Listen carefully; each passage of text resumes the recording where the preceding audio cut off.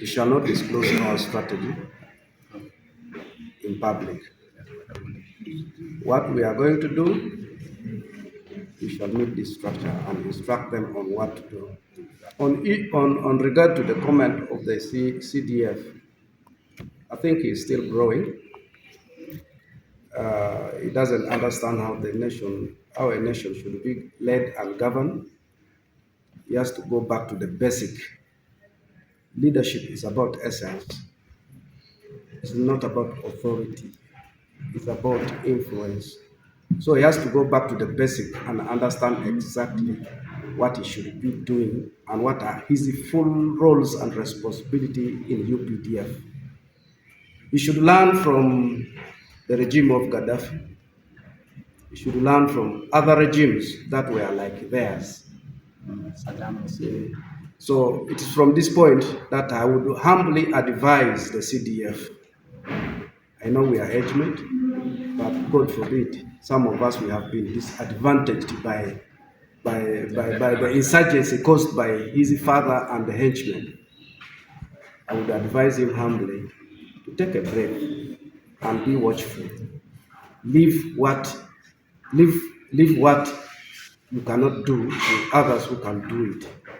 So with that, as FDC, we shall join hands with the UPC and other political parties to ensure Simon Opoka's votes are secure. This is not the last meeting that we are having with him. We shall have continuous meeting with party structures of different parties. We know that is what they are after. NRM and their leaders, they are basing on two or three things: money, violence, and intimidation. But we know when we go well within the next 3 weeks, they will regret of having spent all the money they have. On my side, without divulging details, there are basic things that people should know. The active force of the UPDF and those in reserve that can be brought up to speed, what they call combat readiness. The total number of UPDF in this country is not more than the registered voters of La Ropeke only. What does that tell you? Secondly, the UPDF is an army of volunteers. It is not conscripts. Me, Opoka Simon, who is just talking for votes, pleading with my people to take me as their choice. When you use the gun to deny my votes to count, my brother, you killed my mother in '86 with a gun. My brother, Otim Francis, who was my only elder brother who was helping us, was gunned down here at Abera, and you did not investigate.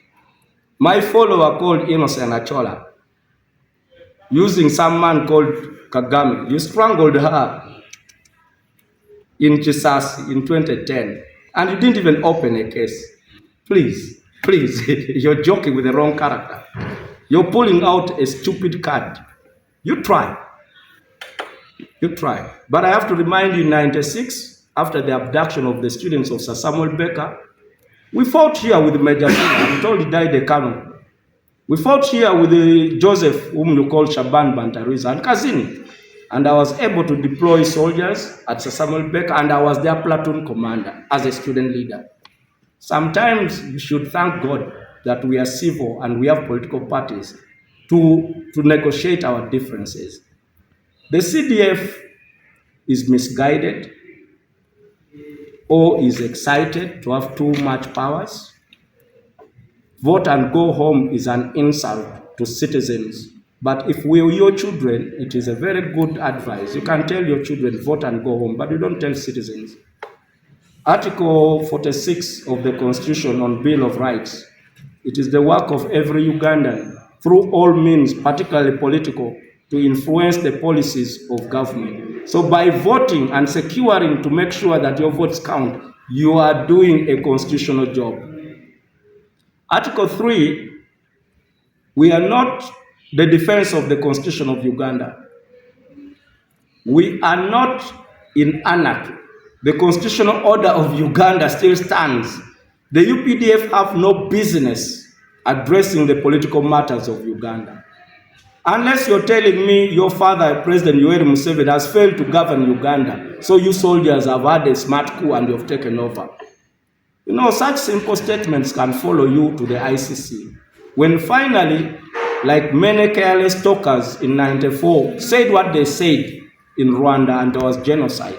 You know, radio station producers are on the run. So desist from very cheap, derogatory statements that can incite violence, because Article 3 mandates every Ugandan to defend the Constitution by any means.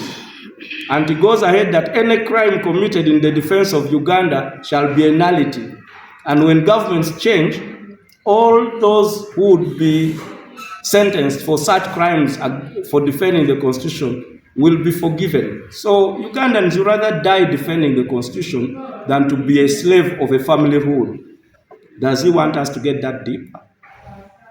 So I think CDF should wisen up. I'm a public policy specialist. In public policy, we give options to leaders. We don't advise leaders. Leaders advise themselves. But I don't think the CDF is so lowly educated that can misuse information. The right thing is, after voting, be in groups and take turns to watch your votes. Stay 20 meters away from the polling station. So there's a perimeter line where 20 meters end from the polling station. You're free to take turns to watch, but don't vote and go home.